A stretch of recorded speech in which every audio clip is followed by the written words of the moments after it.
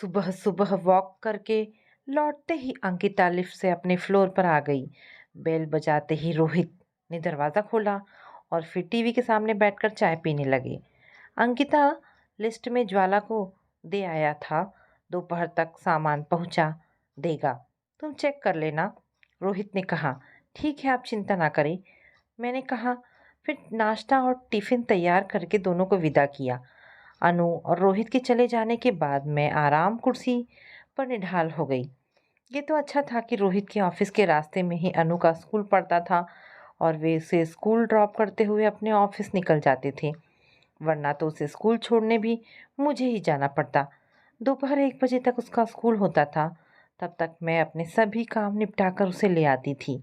तभी अचानक किसी ने जोर से दरवाज़ा खटखटाया। मैंने दरवाज़ा खोला तो सामने पड़ोसिन रानी हांफती हुई दिखाई दी। क्या हुआ?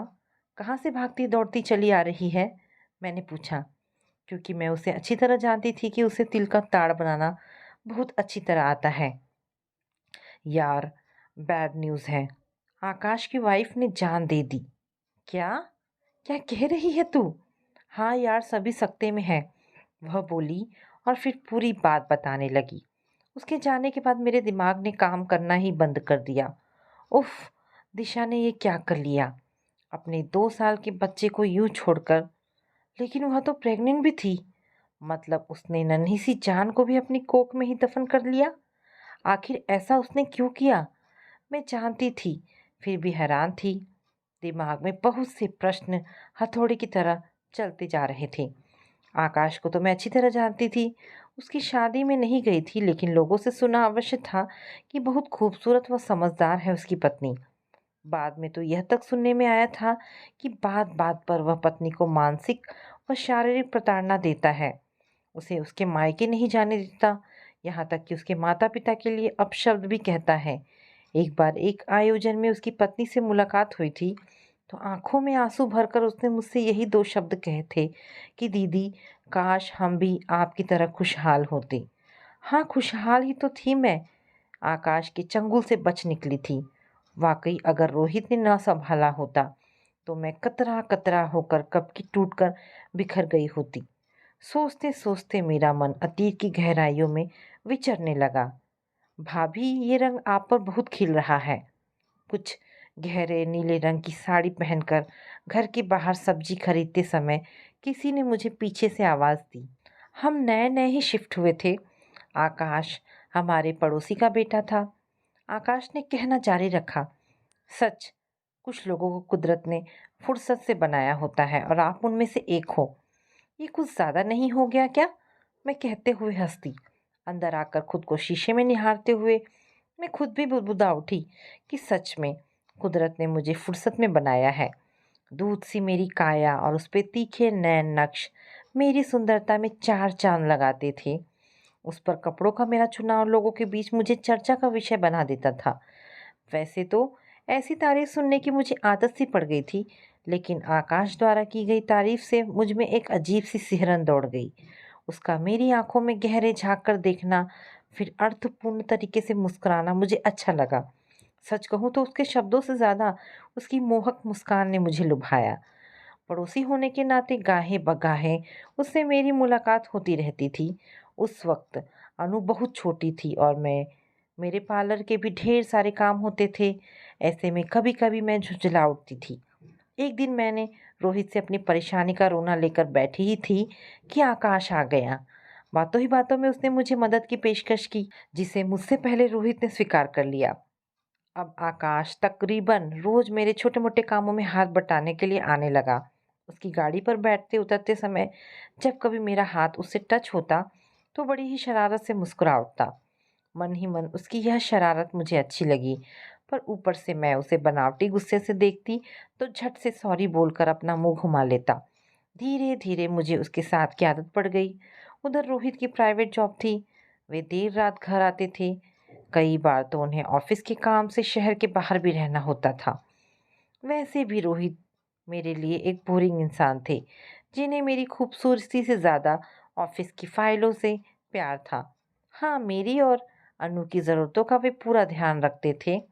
पर उम्र का जोश कहे या वक्त की कमजोरी, आकाश तो पहले से ही बेपरवाह और दुस्साहसी किस्म का इंसान था।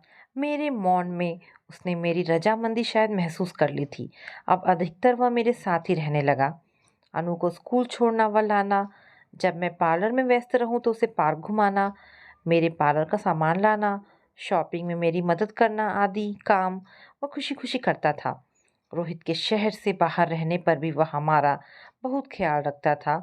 मैं उस जगह नई थी और रोहित किसी से सीधे मुंह बात भी नहीं करते थे, इसलिए लोगों की निगाहें हमें देखकर भी अनदेखा करती थी।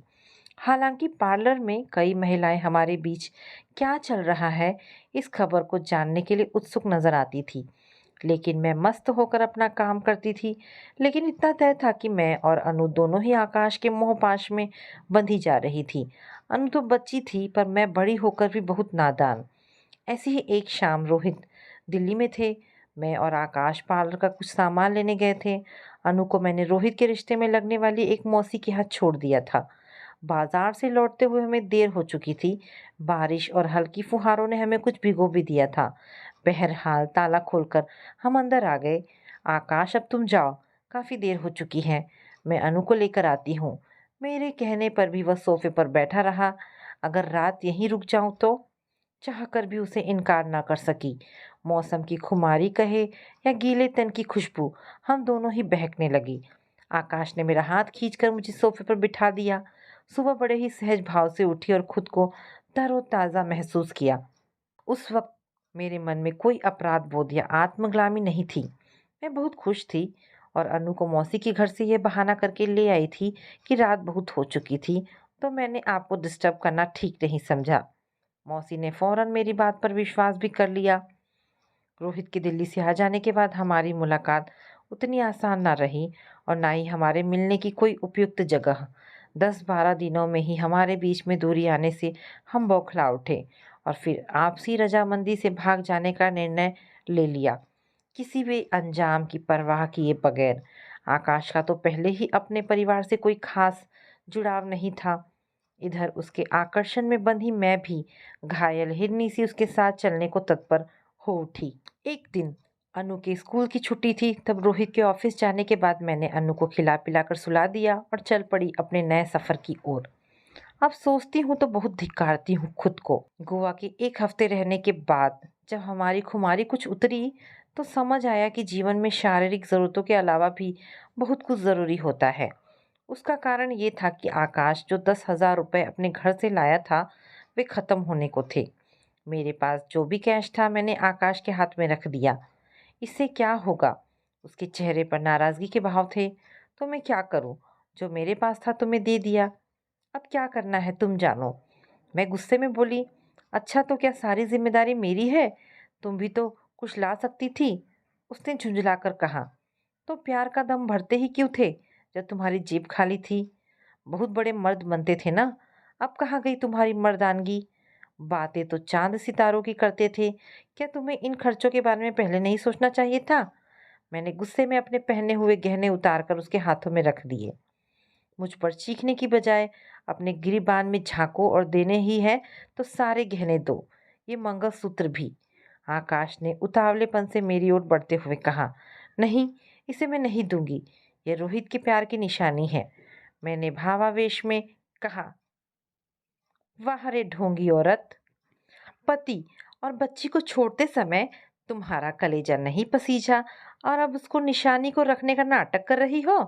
आकाश अब बेशर्मी पर उतर आया था। तुम्हें शर्म नहीं आती? आज मैं तुम्हारे कारण ही अपनी हरी भरी गृहस्थी को छोड़कर यहाँ हूँ। यहाँ तक कि अपनी बेटी अनु को भी छोड़ दिया मैंने तुम्हारे लिए। मैं लगभग चीखते हुए बोली, तो कोई एहसान नहीं किया तुमने मेरे साथ मैडम? आकाश ने अपना असली रंग दिखाना शुरू कर दिया था।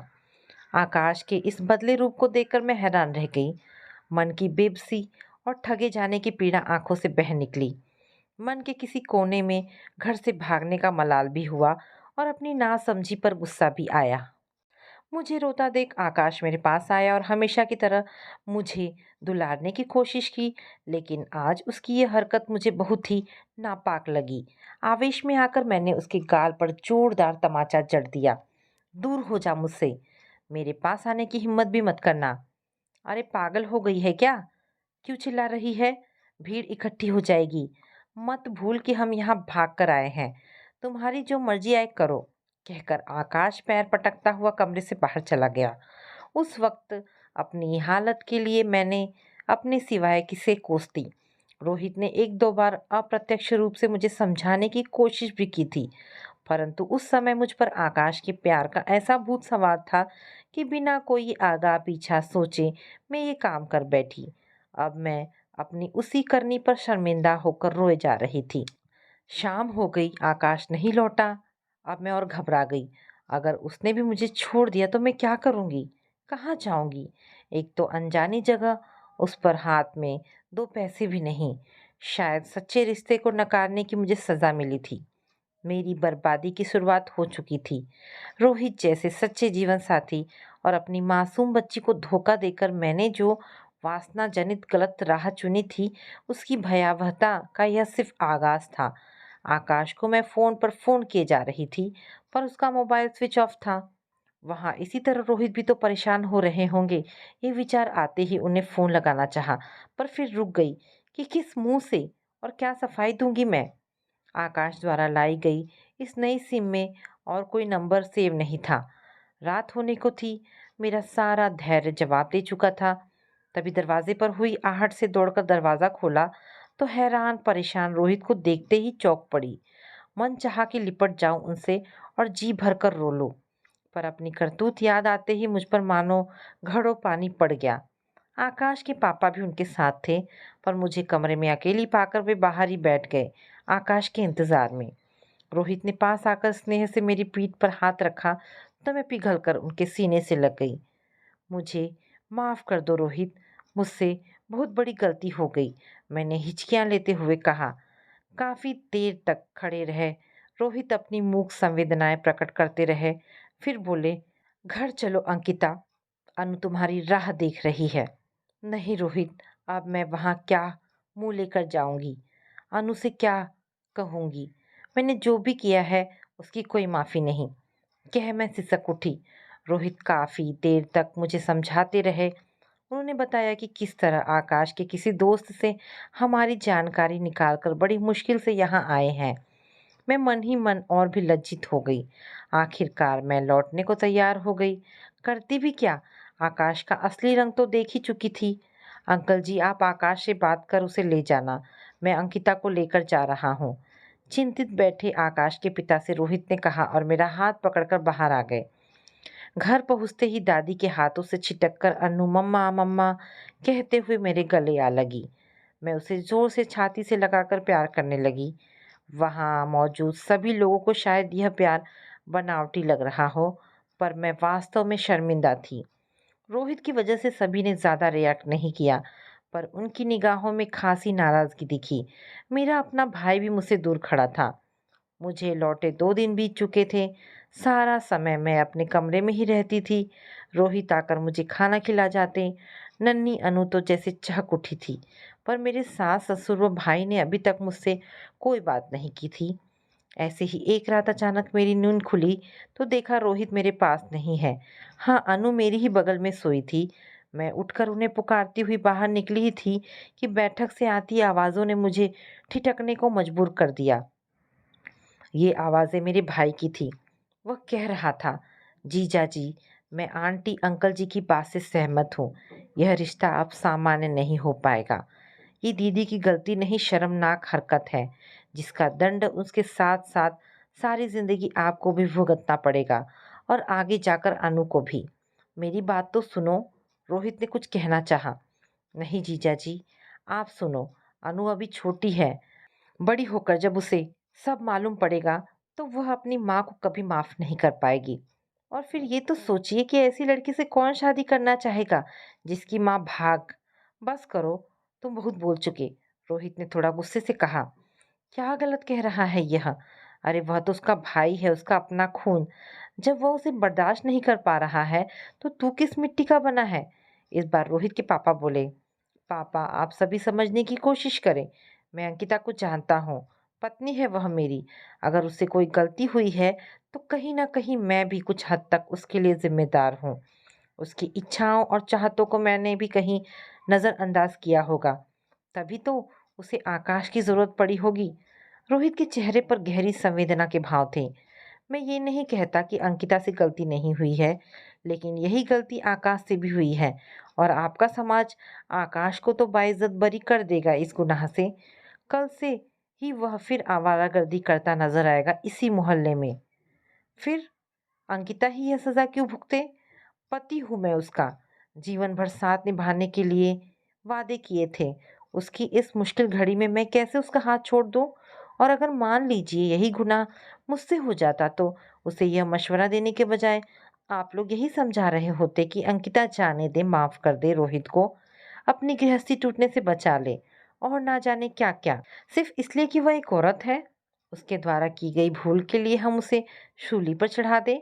माफ कीजिए, ये सजा मुझे मान्य नहीं।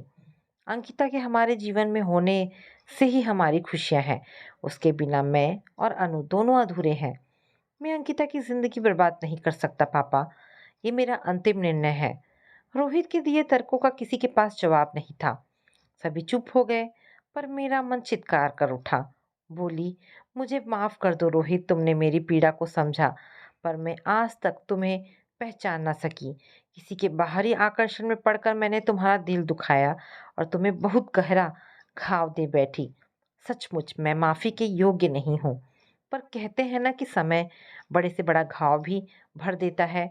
इसी घटना को 1 महीना हो गया था। रोहित और मेरे बीच सभी कुछ सामान्य हो चला था। मैं अभी भी बाहर निकलकर लोगों का सामना करने से कतराती थी। आकाश के बारे में भी मुझे कोई जानकारी नहीं थी। अगस्त महीना शुरू हो चुका था। बारिश का मौसम मुझे सबसे सुहाना लगता था। ऐसी ही एक खूबसूरत शाम रोहित को घर जल्दी आया देख मैं चौंक पड़ी। आज इतनी जल्दी? मैंने पूछा। हाँ, तैयार हो जाओ, कहीं घूमने चलते हैं, रोहित ने मुस्कुराकर कहा। लेकिन अनु सो रही है, मैंने बात टालने की गरज से कहा, क्योंकि मैं बाहर जाना ही नहीं चाहती थी। मैंने ताई को बोल दिया है, आज वे अनु के साथ यहीं रुक जाएंगी। रोहित ने कहा, ठीक है, फिर मैं तैयार हो जाती हूँ। मैं रोहित को बिल्कुल नाराज नहीं करना चाहती थी। मेरी वजह से उन्होंने पहले ही काफी कुछ सहा था। जब तक हम तैयार हुए बारिश ने मौसम को और भी खुशगवार बना दिया था। ताई आ गई थी। अनु को उन्हें सौंप कर जब मैं बाहर निकली तो मेरी ओर देखते हुए इन्होंने एक प्यारी सी मुस्कान बिखेरी। फिर गाड़ी निकालने लगे। तभी अचानक आकाश के घर पर मेरी नजर पड़ी। ऊपर बालकनी से वह मुझे न जाने कब से निहारे जा रहा था। उस घटना के बाद मेरा और आकाश का पहली बार सामना हो रहा था। मेरा असहज हो जाना स्वाभाविक था। ऊपर देखते हुए मैं लड़खड़ा सी गई। तभी दो मजबूत बाजुओं ने मुझे सहारा देकर थाम लिया। ये रोहित थे, जिन्होंने बड़ी ही अदा से मेरा हाथ थाम मुझे कार में बिठाया। आसपास के घरों से भी कई जोड़ी निगाहें ने हमें तब तक कैद में रखा जब तक कि हम उनकी आंखों से ओझल नहीं हो गए। खूबसूरत आलीशान होटल के अंदर एक दूसरे का हाथ थामे हमने प्रवेश किया। अपनी खोई गरिमा को वापस पाकर मैं तो फूली नहीं समा रही थी। मन ही मन उस एक पल का शुक्रिया अदा कर रही थी, जिस पल मैंने उनसे शादी के लिए हाँ की थी। हॉल की धीमी रोशनी में रोहित ने मुझे डांस के लिए इनवाइट किया, जिसे मैंने सहर्ष स्वीकार कर लिया। उनके सीने से लगकर डांस करते हुए मैं खुद को संसार की सबसे खुशहाल औरत समझ रही थी। कुछ देर बाद प्यारा सा डिनर करके हम होटल के उस कमरे में जाने लगे जो रोहित ने पहले से ही बुक किया हुआ था। ये सब करने की क्या जरूरत थी रोहित? काफी समय बाद मैंने उन्हें उनके नाम से पुकारा। अंदर तो आओ, कहकर रोहित ने मुझे अपनी बाहों में उठा लिया। अरे ये क्या कर रहे हैं? सब हमें देख रहे हैं, मैंने शर्माते हुए कहा। देखने दो, इन्हें भी तो मालूम हो कि हमारी शरीके हयात कितनी खूबसूरत है। अंदर आकर इन्होंने अपनी जेब से एक छोटा सा गिफ्ट निकालकर बड़े ही रोमांटिक अंदाज में मुझे पेश किया। उसमें हार्ट शेप की एक डायमंड रिंग निकालकर इन्होंने मुझे पहना दी। थैंक यू रोहित, कह मैं इनके गले लग गई। मेरी आंखों से आंसुओं से भीगी थी। अपनी पीठ पर गीलेपन का एहसास होते ही इन्होंने मेरा चेहरा हाथों में ले लिया। ये क्या, तुम रो रही हो? मैंने तुम्हें बहुत दुख पहुंचाया है रोहित, किस मुंह से माफी मांगू? बस अंकिता, बस इस टॉपिक को आज की बात यहीं खत्म कर दो। तुम मेरी प्रेयसी, प्रेरणा, सभी कुछ हो। तुम्हें घर लाकर मैंने कोई एहसान नहीं किया है। बस अब वह सब तुम्हें देने की कोशिश कर रहा हूँ जिसकी तुम हकदार हो। मेरी एक बात ध्यान से सुनो, जब तक तुम खुद को माफ़ नहीं कर देती, हर कोई तुम्हें गुनहगार बताता रहेगा। इसलिए प्लीज़ इस तकलीफ़ से बाहर आओ। मैं तुम्हें इस तरह आत्मग्लानि में जीते नहीं देख सकता। कहकर रोहित ने मुझे अपने सीने से लगा लिया। मौसी से फ़ोन पर हम लगातार अनु के संपर्क में भी रहे। घर आने के बाद हमारी ज़िंदगी बदल चुकी थी। अपनी उस गलती को नादानी समझ मैं भी भुलाने लगी थी। रोहित के प्यार व विश्वास ने मेरे दिलो दिमाग में मजबूती से अपनी जड़ें जमा ली थी।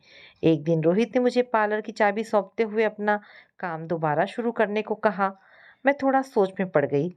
एक तो इतने दिनों से पार्लर बंद पड़ा था, दूसरे पार्लर आने वाली औरतों की निगाहों में तैरते प्रश्नों का सामना कैसे करूंगी ये सोचकर मन बैठा जा रहा था। मगर रोहित ने मुझे अपने साथ का भरोसा दिया। उसी दिन काम वाली बाई के साथ जुटकर मैंने अपने पार्लर साफ किया। कई कॉस्मेटिक जो एक्सपायर्ड हो गए थे उन्हें हटाकर हर चीज़ व्यवस्थित की। कुछ जरूरी सामान की लिस्ट बनाई। पार्लर खोले 2 दिन हो गए थे, उसका भी बोर्ड भी रोहित ने साफ कर फिर से लगा दिया था। परंतु एक भी क्लाइंट अभी तक नहीं आई थी। अपने सभी काम जल्दी से निपटाकर मैं पार्लर में बैठ जाती। किसी के आने का पूरा दिन बैठे बैठे इंतजार करती रहती। रोहित से मेरे मन की बेचैनी छिपी नहीं थी।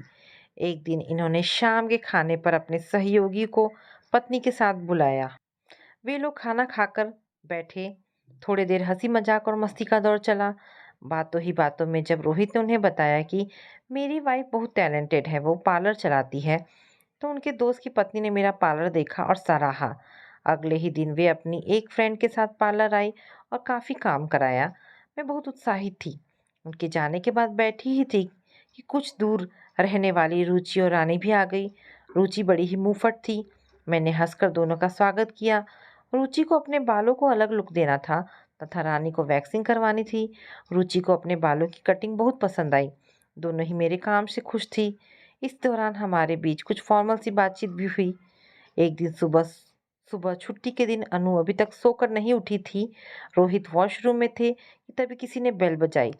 ये सोचकर कि बाई आ गई होगी, मैंने दरवाज़ा खोला तो सामने आकाश को देखकर अचकचा गई। मेरा मन कसैला हो गया और चेहरे पर तनाव आ गया। भैया है क्या? आकाश धीरे से बोला और आंखों ही आंखों में मुझे कुछ समझाने की कोशिश करने लगा। उसकी आंखों के भाव समझ मुझे उससे नफरत हो आई। क्या अब भी मुझे उससे कुछ उम्मीद है? छी! ये अपने आप को समझता क्या है? बहुत कड़े शब्दों में कोई जवाब देना चाहती थी कि तभी रोहित ने पीछे से आवाज़ दी, आओ आओ, आकाश तुम्हारा इंतज़ार कर रहा था। जी भैया, आज्ञा दीजिए। शब्दों में शहद घुली मिठास लेकर वो बेशर्मी की तरह बोला, सुनो आकाश के लिए कुछ लेकर आओ। जी। रोहित की बात का आशय समझ मैं वहाँ से चली आई। आकाश, आपकी भाभी का जन्मदिन आ रहा है 10 सितंबर को, तो एक पार्टी प्लान करने की सोच रहा हूँ। जी भैया, बहुत अच्छा, मैं सारा इंतज़ाम कर दूंगा। आकाश को जैसे इसी मौके की तलाश थी। रोहित के बताए गार्डन में आकाश द्वारा वाकई बहुत ही खूबसूरत इंतज़ाम कर दिया गया। हालांकि इस बीच आकाश ने मुझे फिर से बहकाने का भी एक मौका नहीं छोड़ा। जब भी मेरे सामने अपनी जाहिल हरकतें करता, मैं उसे जवाब देने को आतुर होती। ना जाने कहाँ से रोहित हमारे बीच आ जाते। ऐसा लगता कि वे हमेशा मेरे पास ही हैं। लेकिन एक बात तो तय थी कि आकाश के जिन गुणों या हरकतों पर पहले मैं रिझ उठती थी, अब उसकी उन्हीं हरकतों पर मुझे क्रोध आता था। शाम को केक काटने के बाद बजती तालियों के बीच सबसे पहले मैंने अनु को केक खिलाया, फिर रोहित ने मुझे व मैंने रोहित को खिलाया। तभी अचानक लाइट के चले जाने से जो जहाँ था वहीं खड़ा रह गया। किसी को कुछ दिखाई नहीं दे रहा था। कई लोग की मिली-जुली आवाज़ें कानों में आ रही थी कि सहसा किसी ने मेरा हाथ पकड़ा और मुझे एक ओर ले चला। एक पल को तो मैं समझ नहीं पाई, पर फिर उन हाथों की छुअन का एहसास होते ही मैंने उस व्यक्ति के गालों पर एक झन्नाटेदार थप्पड़ रसीद कर दिया। तभी लाइट आ गई। मेरा अंदाजा बिल्कुल सही था। यह आकाश ही था जिसने लाइट जाने का फायदा उठाने की कोशिश की थी। फिर तो मैंने आकाश को खूब खरी-खोटी सुनाई। मेरे मन में उसके प्रति जितना आक्रोश था, सारा मेरी ज़बान पर आ गया।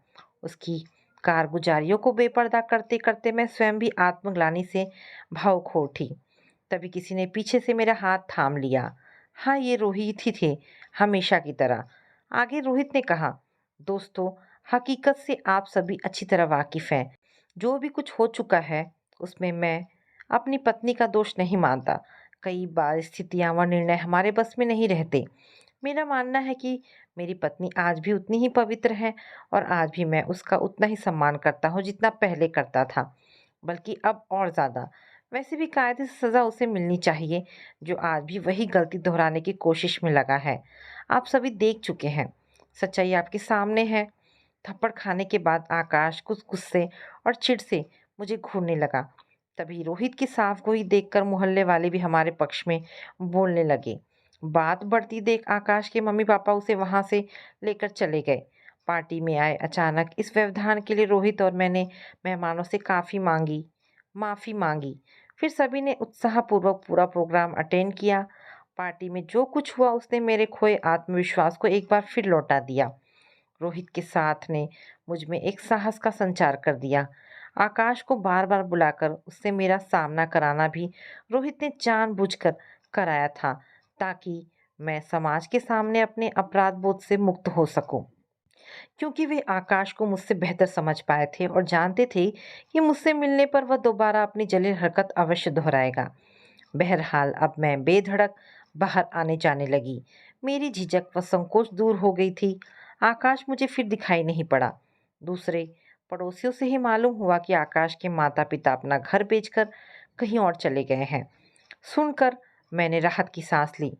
उनके घर बदलने के 8 महीने बाद ही पता चला था कि आकाश की शादी हो गई है। अब उड़ती-उड़ती खबरें कभी-कभार सुनने को मिलती है कि वह अपनी पत्नी को बहुत परेशान करता है। मैं खुद को धन्य समझती हूँ कि रोहित जैसा जीवन साथी मुझे मिला, जिसने मुझे आकाश के झूठे मोहपाश के दलदल से बचा लिया। तभी मेरी नज़र घड़ी पर गई तो चौंक उठी कि अनु के आने का वक्त हो गया है। घर का सारा काम जस का तस पड़ा था। अनु को ले जाने के लिए ताला लगाकर घर से निकली कि रास्ते में रोहित को फ़ोन किया तो उन्होंने बताया कि उन्हें मालूम हो चुका है। वे भी स्तब्ध हैं ये जानकर कि उसकी पत्नी ने जान दे दी है। मैं दिशा के लिए वाकई बहुत दुखी थी, लेकिन आकाश जैसे अवसरपरस्त व बदतमीज इंसान के लिए मेरे मन में कोई संवेदना नहीं थी। तो दोस्तों, ये कहानी यहाँ पर समाप्त होती है। आशा करती हूँ कहानी पसंद आई होगी। अगर कहानी पसंद आई है तो प्लीज़ इसे लाइक एंड शेयर करें। दोस्तों, ऐसी ढेरों पारिवारिक और शिक्षाप्रद कहानी सुनने के लिए मेरे चैनल को प्लीज़ सब्सक्राइब करें। धन्यवाद दोस्तों।